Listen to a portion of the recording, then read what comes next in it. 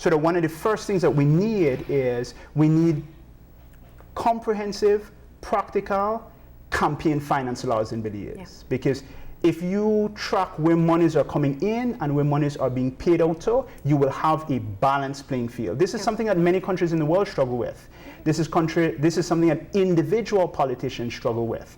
And I think if we can put forward legislation about that, then we can have a change, a fundamental change. I mean, one of the things that I did over this weekend is sat down, read laws in other countries, and I drafted a law that deals with campaign finance. Yeah. And it deals not only with specific prohibitions, but it deals with ethics in campaign finance. It requires the registration of political parties. It requires the monthly reporting of all campaign finance contributions received by political parties, and you have to account for how you're spending that. Every month, as a business owner, I have to file Social Security, I have to file income tax, I have to file GST. Every month I have to do that. Why is it that a political party is any different? If we put in place very specific and very comprehensive legislation, I think that we can have a change. And I think that we can use this moment when people are very angry, when people are very frustrated, to birth something positive. Will political parties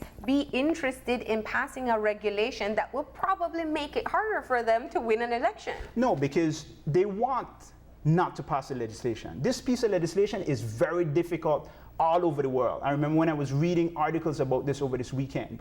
You have governments which have been bogged down in debate and so forth. They want that. They want a system where they're not regulated. They want a system where you, Marlene and Gavin, you're frustrated and you would think, hey, you know what? Let me just leave it to the politicians, because then they will have a sphere that they can rule and deal with all to themselves. If you say that you are really frustrated, then speak out about a particular situation, lobby for a change. I'm not saying that this is the answer, but at least this starts a conversation that can move it in the right direction, that can move it into a situation of change. This is not something that is very difficult.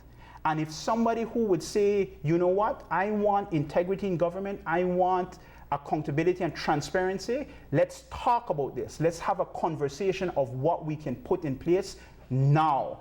But you're a part of the United Democratic Party. Have you taken this very same passionate plea, this legislation that you've drafted, and taken it to your party and said, if you are serious, if you're paying attention to the people, this is what we have to do? Well, I finished this morning. Okay. So that's we get the first exactly draft. what I intended to do.